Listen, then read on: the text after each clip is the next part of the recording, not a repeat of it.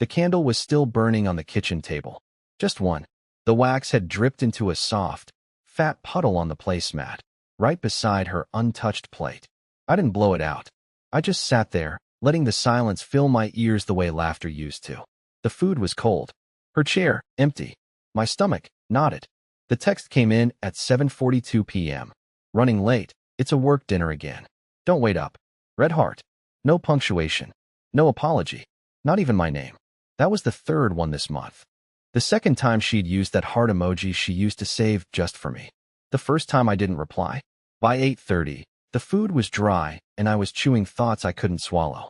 So I poured a glass of water, grabbed her tote bag from the hallway, the one she'd dropped without a second glance, and slipped the recorder into the inside seam. She'd never notice. She never really looked at me anymore, or anything I touched. I didn't do it because I was paranoid. I did it because I was tired of giving her the benefit of the doubt while she gave someone else everything else. I didn't need to catch her. I needed to hear the tone in her voice when I wasn't around. I needed to know if she still spoke like a wife, or like a woman who had moved on without telling me. She got home at 11:12 p.m. The hallway light stayed off.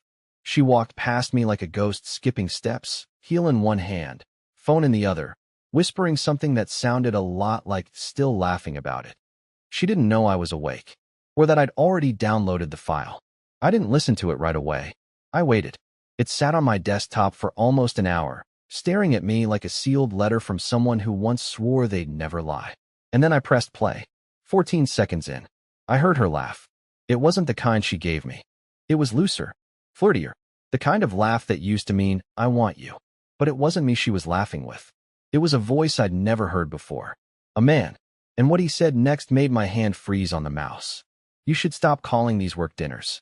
That lie's getting old. She didn't deny it. She just laughed again, even louder. I don't know what I expected to hear. Maybe a group setting, plates clinking, casual office chatter, some generic manager making a speech about quarterly goals. But there was none of that. The recording was clean, too clean. Just her voice. His voice.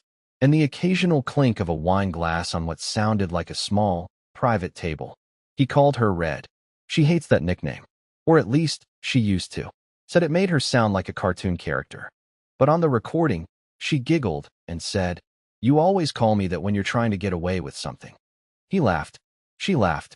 And I just sat there, holding my breath in the dark, as if being quiet would somehow make it not real. At first, their conversation was just playful, light teasing, comments about coworkers, stuff that could almost pass for innocent if you ignored the tone. But then, maybe 6 minutes in, things shifted. He said, So, your husband's okay with you working late this often? And there was this pause. This soft silence that punched me harder than any scream ever could. She said, He's not really the type to question things. He just trusts. And then she said it. The line that shattered whatever was left of my spine. It's kind of sweet. And kind of sad. I paused the recording. Sat there. Pressed the heels of my hands into my eyes so hard I saw stars. Trust. That's what she reduced it to. Not a virtue. Not a bond. Just a weakness. Something pathetic. But I hit play again. I had to. Even though every second felt like pulling a knife out just to stab it back in deeper. At around the 10-minute mark, he said something low and smug, like he'd said it a dozen times before. We both know you're not going back to him like this. And she whispered, Then don't make me look too guilty.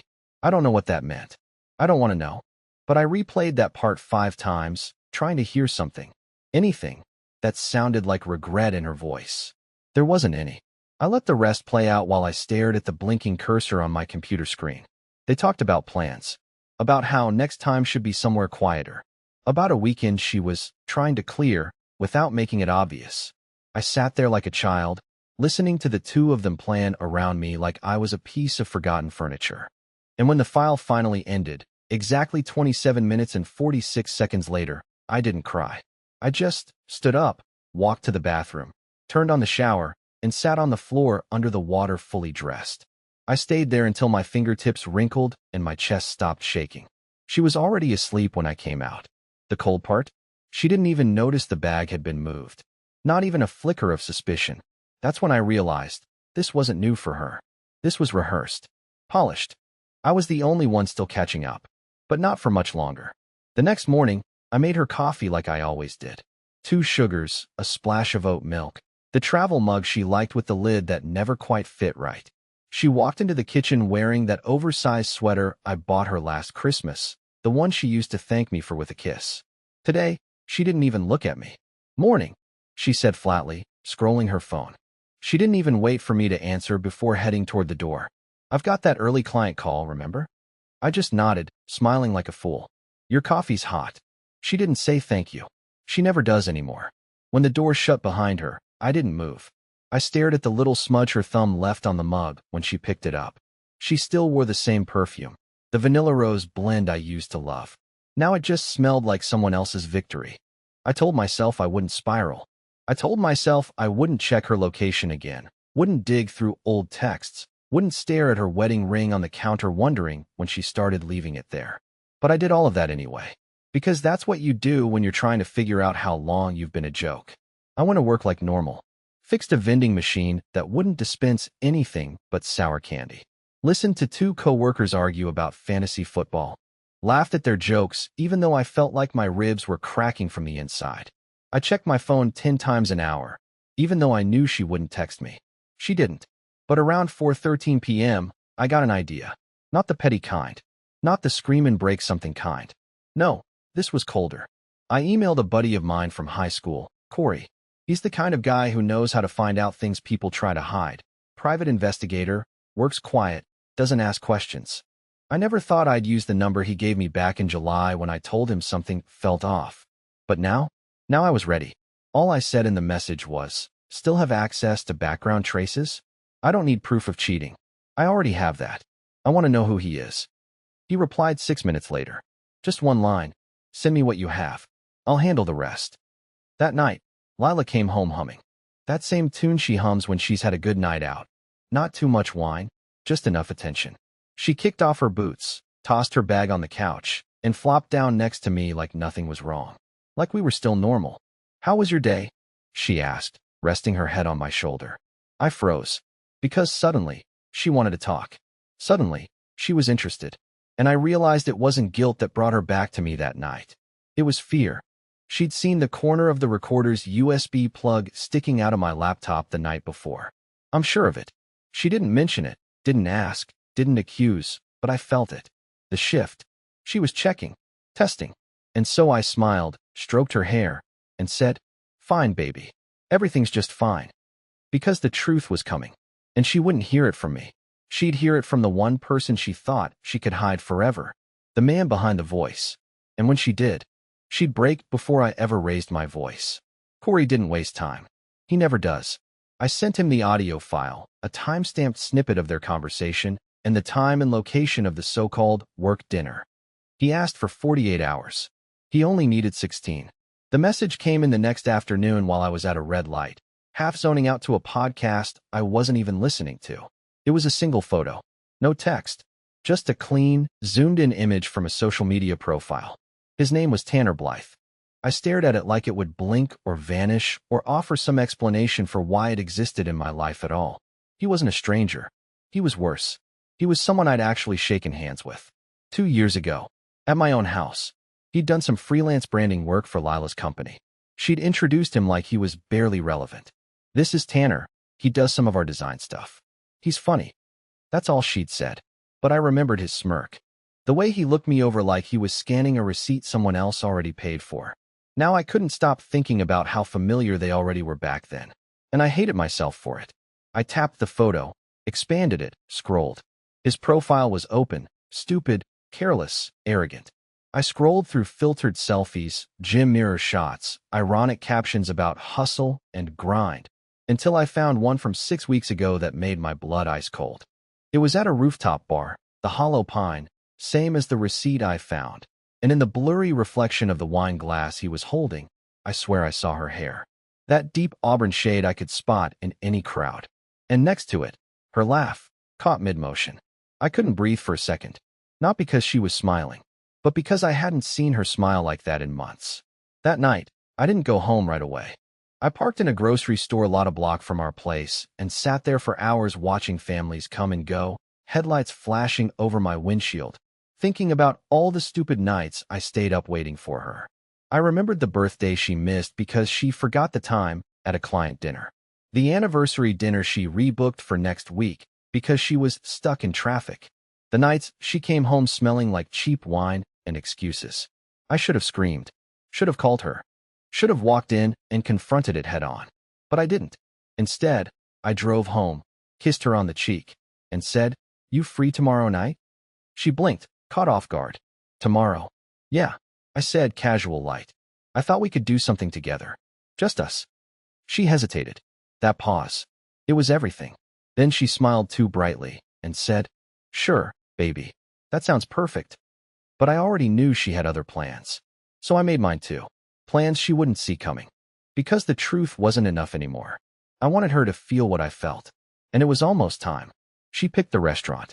Some trendy fusion place on Belmont where they served dinner on tiny plates with weird names. The kind of place she started loving right around the time she stopped loving me. I agreed immediately. No hesitation. "Sounds great, babe," I said. She smiled like she'd won something, not knowing I was already steps ahead. The night of the dinner, she took her time getting ready. I watched her from the hallway. How she picked out earrings she hadn't worn since our honeymoon. How she checked her lipstick twice. How she twirled once in the mirror like she needed someone's approval. But it wasn't mine she was hoping for. She came out and said, "You're quiet. Are you okay?" I smiled. "I'm just glad we're doing this." I drove us there. Made light conversation. Asked about her coworkers. She told me things I already knew were lies. Names I'd seen pop up in messages that weren't meant for me. But I nodded, like I believed every word, even when she said, "I think things are finally calming down at the office." The reservation was under her name. Of course it was. She liked to be in control. We got seated near the back, one of those half booths with dim lighting that's supposed to make you feel more romantic, I guess. She ordered a drink I'd never seen her drink before. I asked if she'd had it before. "Last time I was here with Madison," she said quickly, too quickly. But Madison was in Denver that weekend. I knew because I checked. I watched her sip it. Watched her scan the room like she was expecting someone. Or maybe hoping not to see someone. Either way, she didn't notice I had my phone in my lap, already recording. Not for proof. I didn't need that anymore. I wanted the audio. The way her voice dropped when she lied. The tone she used when she pretended everything was okay. Halfway through the meal, I excused myself and walked outside. Not for air. Not for a break. But to text Corey. "One word now?" I came back to the table smiling. She didn't ask where I'd gone. She was too focused on whatever message she was trying to discreetly check under the table. She laughed at something on her screen, then caught herself, glanced at me like I hadn't seen it. "You sure you're okay?" she asked again, this time softer, like she sensed something shifting. I nodded. "Yeah, just soaking it all in." And I was. Every lie, every forced smile, every fake flick of her wrist as she tucked her hair behind her ear like she was still the woman I married. 10 minutes later, she looked up, and I saw her face change. A man had entered the restaurant. Not Tanner. Someone else. Someone she recognized. Her expression dropped so fast I nearly laughed. She tried to fix it, but her mouth stayed slightly open, her eyes frozen on the man slowly making his way through the restaurant, not even looking at her, yet. She looked at me, just for a second, then back at him. "Do you know him?" she asked, trying to sound casual. I leaned back and said, "Nope. Do you?" She didn't answer. Because she couldn't. Because the man approaching our table was about to speak. And when he did, everything she'd built on silence and lies started to fall. He didn't introduce himself. He didn't even look at me. He just pulled out the chair across from Lila and sat like it had been reserved for him. My wife froze. Her hand was mid-reach for her wine, and she didn't move an inch. Her eyes stayed on him, wide but empty, like she was trying to figure out if this was real or just some waking nightmare. The man leaned forward, rested his elbows on the table, and smiled. It wasn't a friendly smile. It was the kind of smile you give someone who owes you something they thought they'd never have to pay back. You weren't planning on telling him, were you, Ray? That name. Ray. Not Lila. Not even close. I felt my stomach twist. I looked at her, waiting for an explanation. She blinked, once, twice, swallowed hard, and then looked down like she could disappear into her plate. He chuckled, slow and low, like someone watching a lie collapse in real time.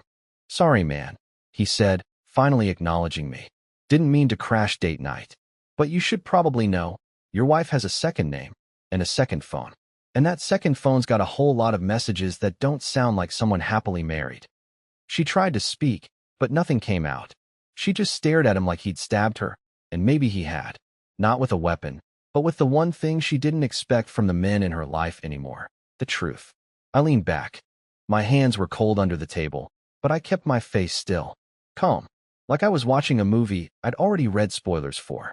I told you, he said, turning back to her, voice quieter now, almost disappointed.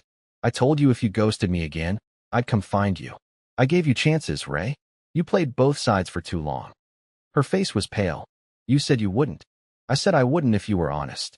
And then, finally, she looked at me. Not with regret. Not with tears. With fear. Because in that moment, she realized I wasn't surprised. Not even a little. You knew, she whispered. I nodded.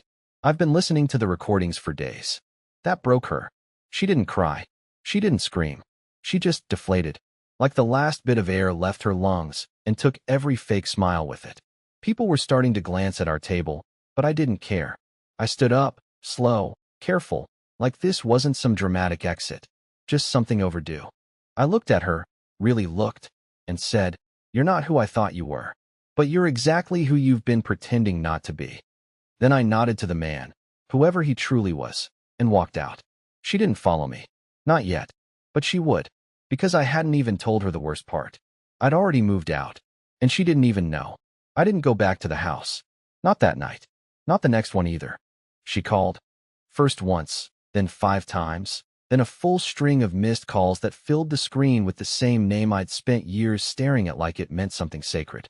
Her texts started short. "We need to talk." Then came the longer ones, the desperate ones. "Please, just tell me where you are. I can explain. I swear I didn't mean for it to get this far." That's the thing about liars. They only beg for clarity when you finally give them silence. I stayed at a place Corey hooked me up with, an apartment above an auto shop his cousin runs. Not glamorous, but it was quiet, clean, and, most importantly, it didn't smell like her perfume. I brought only 2 bags, some clothes, my laptop, and the one photo we took on our wedding day that I'd hidden in a drawer last year when her eyes started looking through me instead of at me. I didn't respond to anything she sent. Not the voice notes. Not the all-caps paragraphs. Not the late night, "I love you," that came at 2:11 a.m. after she'd likely finished her 3rd glass of guilt wine. On the 3rd day, she tried to reset the narrative. "You ambushed me. That was cruel. If you were upset, you should have just told me." I stared at the message for a long time. Not because I was shocked, but because that's exactly what she'd done to me for months. She had rewritten reality and expected me to nod along. And now that I was the one steering the silence, she was scrambling to take the wheel back. I didn't reply. Instead, I logged into our joint bank account. I'd already moved half into my personal account the day before the dinner. Not out of spite, just protection. She hadn't noticed. Probably because she assumed I'd always be where she left me. I changed the passcode on the home security system, flagged the mortgage for transition, booked an appointment with a divorce attorney for the following Monday. She called again that night. I didn't answer. Then came the knock. Not on my apartment door, on my parents' house. She was looking for me everywhere except the place I actually was. My mom texted me a photo. Lila standing at their front porch, hair a mess, no makeup, hugging her arms like it was January. She said she's trying to fix things, my mom wrote. "Do you want us to talk to her?" I replied, "No. Let her sit with it." Because the truth is, I didn't want to hurt her anymore. But I did want her to feel the weight of what she'd lost. Not the marriage, not the man, but the certainty. The version of me who would have forgiven this with just a few tears. That man was gone, and all that was left was silence.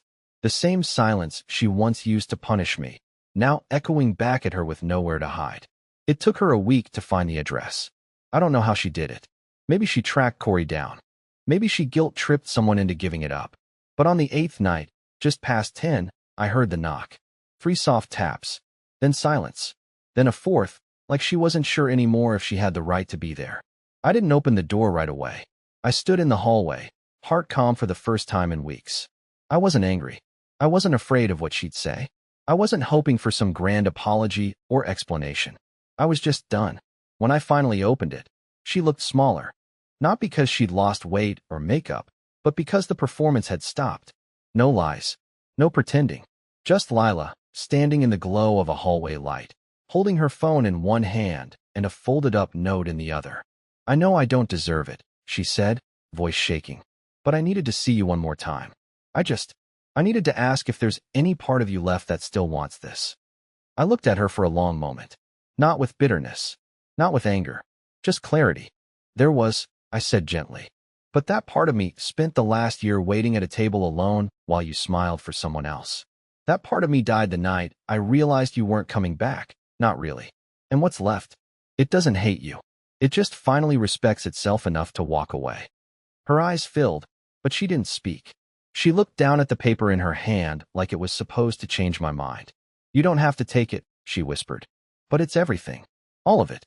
Every lie, every moment, written down. I wanted you to have the truth. I just couldn't carry it anymore. I took the note, not for her, but for closure.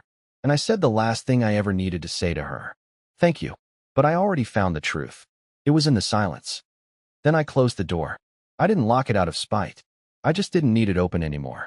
That night, I slept better than I had in months. No texts. No recordings. No more wondering.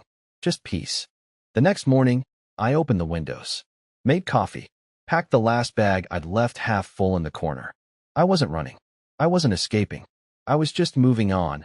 Not toward revenge. Not toward rebound. But toward something I hadn't felt in a long time. Myself. And for the first time in years, that was enough.